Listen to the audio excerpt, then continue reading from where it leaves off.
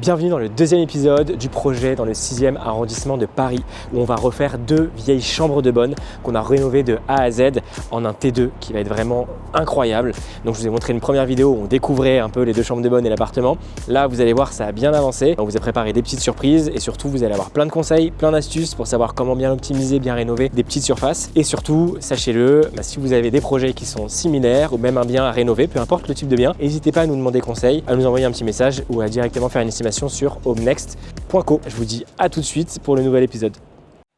Salut Anas. Salut. Comment ça va? Putain. Non, c'est bon, ça va le faire, Salut Anas. Enfin. Je vais pas y arriver. Okay. Vas-y. Ouais, mais c'est trop dur maintenant. C'est une nerf qui lâche. Salut Anas. Enfin, Salut. on est sur le projet du 6e. Ouais, enfin. Du coup, ça fait combien de temps que ça a démarré? Je crois que ça fait à peu près d'un mois et demi environ. On est à peu près à la moitié du chantier, donc c'est-à-dire qu'on a une grosse phase enduit, pré-finition, avant les finitions du coup. On va vous montrer tout ça. Ok, parce que là, tout a changé. Vraiment, il y a eu plein de choses qui ont été cassées, il y a eu toute la phase démolition. En fait, ici déjà, là où je suis, il y avait en fait une cloison qui nous séparait. Je sais pas si tu te rappelles. Ouais, si je me rappelle en fait, très on bien. rentrait par là où tu es. Je mettrai des photos d'ailleurs que vous puissiez voir le avant-après. Et en fait, là, on est dans la chambre, donc il y avait un lit sous cette mansarde. Et on est vraiment venu décloisonner pour l'instant parce qu'on est en train de préparer. Ici, il y aura une très jolie verrière, un peu type art déco, dans les tons un peu terracotta, ça va être très joli. Qui va faire tout ça? Qui va faire vraiment tout le long. Tout le long, et là, tu ouvriras comme ça, tac, et tu rentreras. D'accord, ok. Avec le lit, pour le coup, sur la partie droite là-bas. Ok, parce que je me souviens en effet, il y avait plein de rangements aussi juste ici. Exactement, les rangements qui permettaient de faire un dressing et qui simulaient aussi les... Attends, hop là, c'est un peu un Tetris ici. Ouais. De simuler aussi le compteur électrique, et donc celui-ci, pour le coup, va être complètement transformé et on va le créer en tout un système de manière à plus du tout le voir. Ok, magnifique. Ah, ça c'est bien, parce que souvent c'est un problème dans tous les apparts. À chaque fois, il y a le compteur qui est à l'entrée. Il est jamais on se demande est-ce qu'on fait un coffrage, pas de exactement. coffrage, est-ce qu'on le décale, on le décale pas. Tout à fait. Ok, super. Donc, voilà. Et donc après, au niveau d'ici, donc à la place de l'ancien lit, on aura un rampant. Donc sous rampant, on aura un grand dressing sur cette partie-là. Et avec une petite banquette pour du coup pouvoir te poser quand tu es dans ton lit. Enfin, le lit sera là, mais quand tu peux te poser ici pour bouquiner et être tranquille dans ta chambre. Pas mal. Sur le dressing, c'est pas galère de le faire sur du mansardé comme ça? C'est quoi la problématique?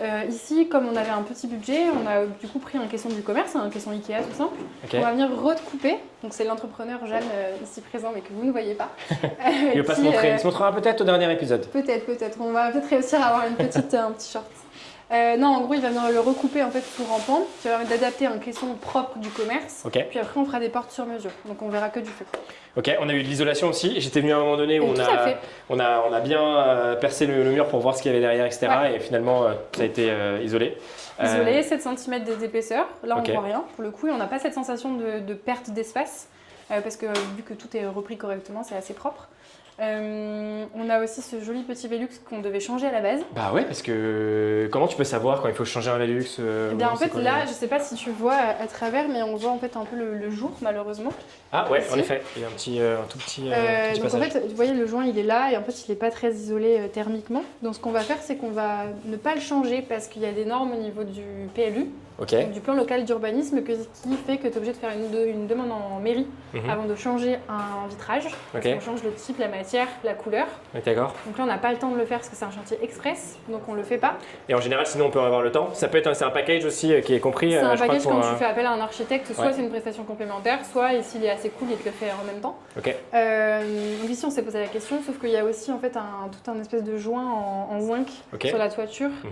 Pour l'esthétique, en fait, ça à enlever, ça va être très compliqué. Donc, on préfère ne pas le changer. Mais par contre, le rénover. Donc là, on a de la chance, c'est un double vitrage. Donc, on le conserve. Et en fait, on va rénover tous les joints, l'étanchéité propre, de manière à ce que le DPE, en fait, corresponde parfaitement à de nouvelles normes énergétiques que l'État impose. C'est génial parce que c'est souvent aussi une problématique les Velux.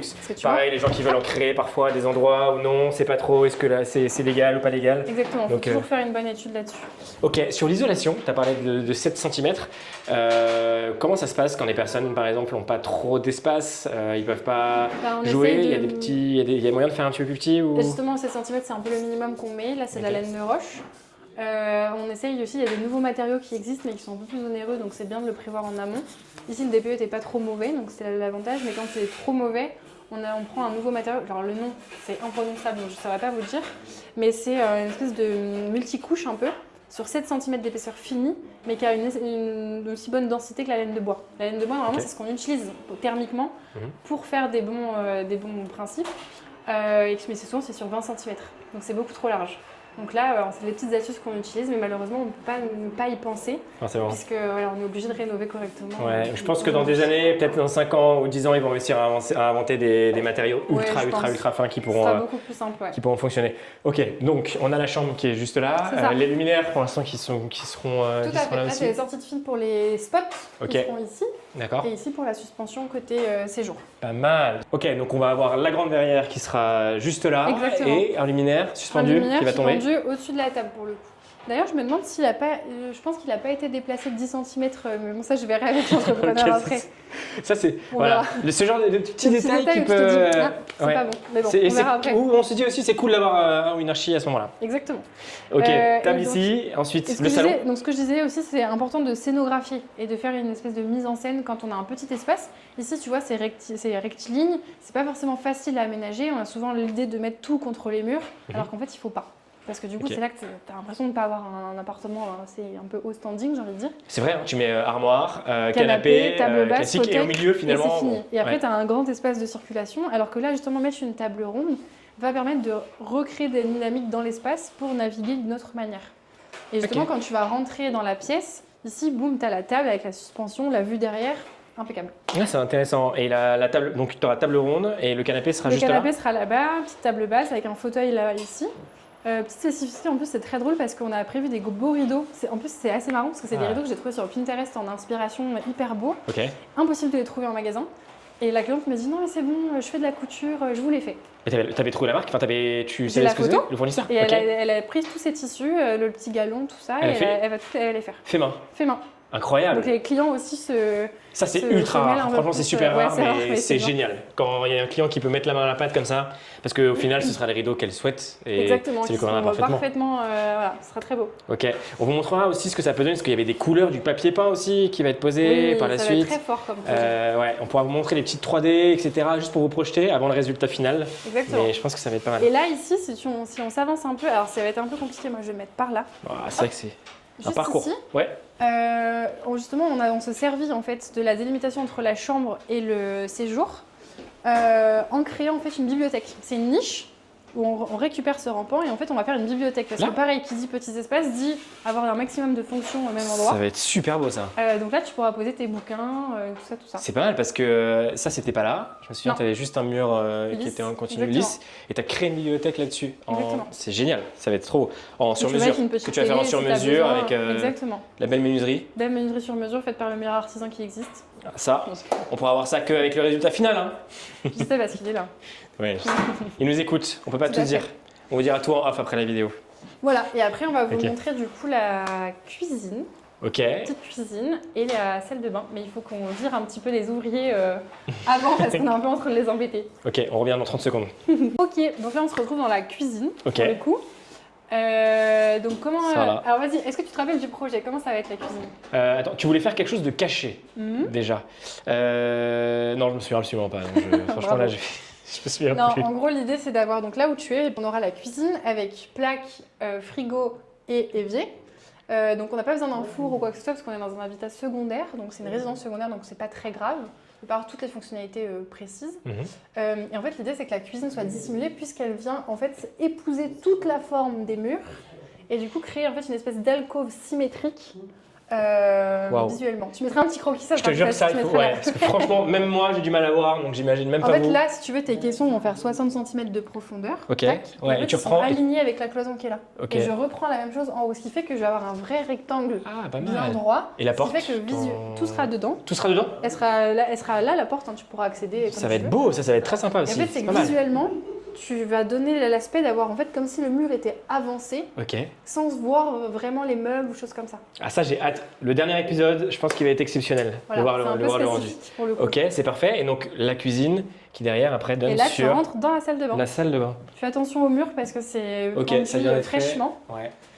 D'ailleurs, super intéressant, tu disais que, on en parlait avec Jeanne tout à l'heure, qui disait que c'était possible de pouvoir laisser parfois les murs bruts comme ça. Parce que là, je trouve que le résultat était assez chouette, ça faisait très un peu béton ciré, je trouve. Et avec la petite lumière et tout, je trouve ça vraiment beau, donc ça donne encore plein d'idées sur d'autres choses. Mais pour le coup, donc la salle de bain, elle était très exiguë. Vous regarderez le premier épisode, c'est hyper important parce que le avant-après, il est assez phénoménal. Il y a même une machine à laver qui était sur le mur, au plafond et tout. Franchement, regardez, vous allez... Et donc ici, en fait, on va se trouver au niveau de la vasque. Donc là, je vais pouvoir me brosser les dents, tac, tac, le miroir. Ici, j'aurai mon sèche-serviette. La porte sera refaite à Puits de lumière. Puits de lumière qui est naturel et existant depuis le début. On touche au Velux, c'est pas... Non, il y a une discussion. On va retravailler juste les joints pour que ce soit propre et étanche. Parfait. Ici, on aura un magnifique papier peint tout le long. Dans la salle de bain. Sous-bassement dans la salle de bain. Exactement. Après, là, on a de la chance parce que les clients ne sont pas là souvent. Très bien. Elle est très bien ventilée puisqu'on a changé la VMC qu'on voit juste ici. Qu'on va vous montrer d'ailleurs dans un instant. Elle est assez grande pour la surface. Et donc, on peut se permettre d'avoir un papier peint qui est spécifique, qui est un tissé, qui a la bonne résistance, etc., etc. Mais ce n'est pas à privilégier dans une petite salle de bain qui n'est pas aérée et qui n'est pas ouverte où on est quotidiennement. Sinon, on met un papier peint spécifique. Hydrofuge. Hydrofuge, on en parle dans une autre vidéo. Exactement. Tout à fait. Et ensuite, je vais laisser peut-être... Alors attends, on va faire un petit... je vais laisser la caméra avancer. Vas-y, viens. Je vais te montrer. Go. Attends, je me faufile dans le petit coin, comme ça tu peux tourner par là. Là, c'est de l'optimisation à 200%. Là. Et donc ici, on se retrouve dans l'espace douche qui va être très mimi. Bon, pour l'instant, il sert de stockage. Mais l'idée, c'est qu'on a travaillé une marche au niveau du sol pour du coup passer toutes les évacuations parce qu'on a le toilette qui sera juste derrière moi. Et donc, on a vraiment tout passé. Je vois des trucs en même temps où il faut que j'en parle après. Pardon. Et donc, on a 2 niches aussi dans la douche. Donc là, ici, on aura nos parois, tac, tac. Et dans ce petit coin, qui était tout petit et extrêmement mal foutu au début, à l'époque, c'était la douche. En fait, on est venu faire un coffrage. On aura les WC à l'avant. On aura par-dessus la machine à laver. Et ensuite, le ballon d'eau chaude. Donc vraiment, on a tout optimisé dans un endroit qui ne sert pas forcément au quotidien et qui n'est pas forcément hyper pratique. Ballon d'eau chaude qui est toujours très dur à placer parce qu'il y a toujours un débat. Est-ce qu'on le met au-dessus, en dessous, à quel endroit? Ça peut faire aussi parfois un tout petit peu de bruit, donc il y a des endroits où ça peut être pas forcément Et là, c'était un vrai Tetris parce qu'en fait, comme tu vois, j'ai pas la place de le mettre ailleurs. Et en fait, en termes de hauteur, j'étais assez contrainte entre un ballon d'eau chaude qui fait 130, ma machine où je dois prendre une compacte, donc pas grosse en largeur, pas grosse en hauteur, plus mes toilettes en dessous. Laisse tomber. Ça fait 2 semaines qu'on est sur le sujet où on revient toutes les semaines en disant attends, j'ai encore une nouvelle idée, non, ça marche pas. Donc voilà, c'est des petites choses comme ça où là, tu vois, là, il faut encore qu'on revoie certaines choses parce qu'il y a des trucs qui risquent de pas plaire beaucoup aux clients. Donc, il faut que ça va aller voir au fur et à mesure. On peut peut-être bien montrer là, ce que c'est qu'un moteur de VMC. Tout le monde parle de VMC. Regardez ce que c'est parce que franchement, c'est intéressant. Donc c'est un coffre, en fait, là, c'est une VMC avec plusieurs gaines. Donc on a la gaine d'extraction qui sort. Tu peux zoomer. Puis après, elle diffuse. En fait, on va avoir une sortie au niveau de la douche et une sortie au niveau de la vasque. Donc on en a mis 2, normalement on n'en met qu'une seule, mais là comme on a le papier peint, on ventile un peu plus. C'est très bien, franchement bien joué, comme ça au moins il n'y aura pas de problème au niveau de l'humidité, etc.